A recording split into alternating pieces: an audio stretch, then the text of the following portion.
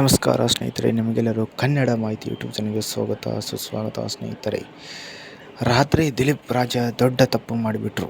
ಸಾಯುವ ಮುನ್ನ ನಡೆದಿದ್ದೇನು ಶಾಕಿಂಗ್ ಸತ್ಯ ಬಿಚ್ಚಿಟ್ಟ ಪತ್ನಿ. ನೋಡೋಣ ಬನ್ನಿ ಸ್ನೇಹಿತರೆ. ಅದಕ್ಕೂ ಮೊದಲು ನಮ್ಮ ಚಾನಲ್ ಯಾರು ಸಬ್ಸ್ಕ್ರೈಬ್ ಆಗಿಲ್ಲ ದಯವಿಟ್ಟು ಸಬ್ಸ್ಕ್ರೈಬ್ ಆಗಿ ಆ್ಯಂಡ್ ವಿಡಿಯೋನ ಪೂರ್ತಿಯಾಗಿ ನೋಡಂತ ಹೇಳ್ತಾ ನೋಡೋಣ ಬನ್ನಿ ಸ್ನೇಹಿತರೆ. ಸಿನಿಮಾ ಮತ್ತು ಕಿರುತೆರೆ ಎರಡರಲ್ಲೂ ಅಪಾರ ಖ್ಯಾತಿ ಜನಪ್ರಿಯ ಪಡೆದಿದ್ದ ಏನಪ್ಪ ಅಂದರೆ ನಟ ದಿಲೀಪ್ ರಾಜ್ ಹೃದಯ ಅಪಘಾತದಿಂದ ಕೊನೆ ಉಸಿರೆಳೆದಿದ್ದಾರೆ ಸ್ನೇಹಿತರೆ. ಇಂಥದ್ದೊಂದು ದಿನ ಬರುತ್ತೆ, ಅದರಲ್ಲೂ ಇಷ್ಟು ಬೇಗ ಇಂಥದ್ದೊಂದು ದಿನ ಎದುರಾಗುತ್ತೆ ದಿಲೀಪ್ ಇಲ್ಲ ಅನ್ನೋ ಸುದ್ದಿಯನ್ನು ಕೇಳ್ತೀವಿ ಅಂತ ಯಾರು ಕೂಡ ಅನ್ಕೊಂಡಿರೋದಿಲ್ಲ ಸ್ನೇಹಿತರೆ. ಏನಪ್ಪ ಅಂದರೆ ಆದರೆ ವಿಧಿ ಇವರ ಬಾಳಲ್ಲಿ ಏನಂದರೆ ಮೋಸದಾಟ ಆಡಿದ, ಅಂಚು ಹಾಕಿ ಸಂಚು ರೂಪಿಸಿದೆ, ಸಣ್ಣದೊಂದು ಸುಳಿವನ್ನು ಕೂಡ ಕೊಡದೆ, ಸಣ್ಣದೊಂದು ಅವಕಾಶವನ್ನು ಕೂಡ ನೀಡದೆ ಕರ್ಕೊಂಡು ಹೋಗಿದ್ದಾನೆ ಸ್ನೇಹಿತರೆ. ಏನಿದೆ ದಿಲೀಪ್ ರಾಜ್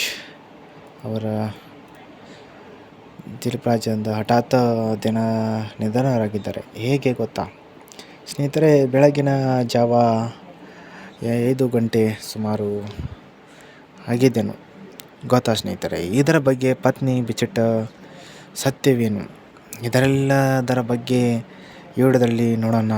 ಅದಕ್ಕೂ ಮೊದಲು ನಮ್ಮ ಚಾನಲ್ ದಯವಿಟ್ಟು ಸಬ್ಸ್ಕ್ರೈಬ್ ಆಗದೇ ಇರೋರು ದಯವಿಟ್ಟು ಸಬ್ಸ್ಕ್ರೈಬ್ ಆಗಿ ವಿಡಿಯೋನ ಪೂರ್ತಿಯಾಗಿ ನೋಡೋಂತ ಇಷ್ಟಪಡ್ತೀನಿ ಸ್ನೇಹಿತರೆ. ಬದುಕು ಅನ್ನೋದು ನೀರಿನ ಮೇಲೆ ಗುಳ್ಳೆ ಇದ್ದ ಹಾಗೆ ಅಂತಾರಲ್ಲ, ಈ ಮಾತು 100ಕ್ಕೆ 100 ಸತ್ಯ ಸ್ನೇಹಿತರೆ. ಸತ್ಯ ಬಿಡಿ, ಏನಿದ್ರೆ ಏನಂತೆ ಬದುಕಲ್ಲಿ ಆರೋಗ್ಯ ಚೆನ್ನಾಗಿರಬೇಕು ಅಂತಾರಲ್ಲ, ಈ ಮಾತು ಕೂಡ ನಿಜ ಸ್ನೇಹಿತರೆ. ಯಾಕಂದರೆ ಕೋಟಿ ಇದ್ದರೂ ಪ್ರಯೋಜನ ಇಲ್ಲ, ಅದೆಷ್ಟೋ ಶ್ರೀಮಂತಿಕೆ ಇದ್ದರೂ ಉಪಯೋಗಕ್ಕೆ ಬರಲ್ಲ.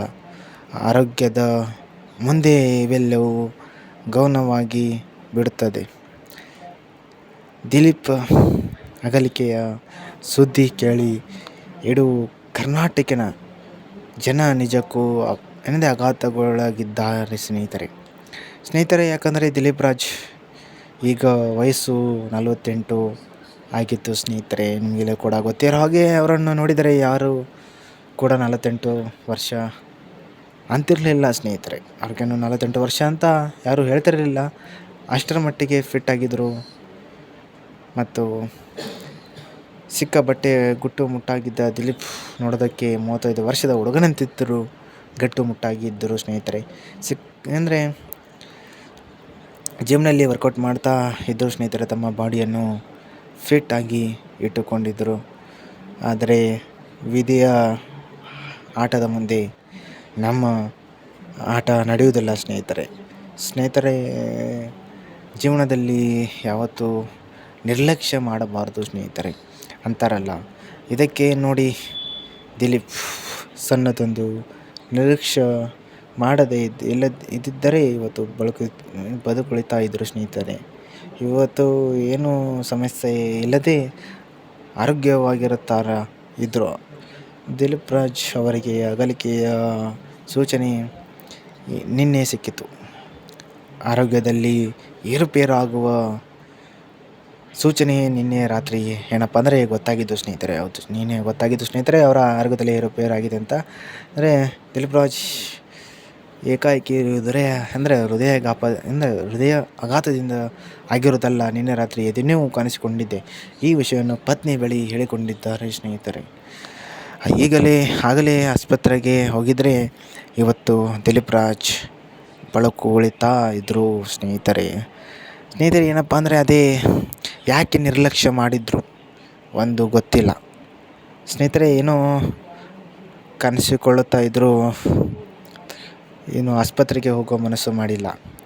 ಬೆಳಗ್ಗೆ ಹೋದರೆ ಆಯಿತು ಅಂತ ಹೇಳಿ ಇಂದು ಬೆಳಗ್ಗೆ ವೈದ್ಯರ ಅಪಾಯಿಂಟ್ಮೆಂಟ್ ಪಡೆದಿದ್ದರು ಸ್ನೇಹಿತರೆ.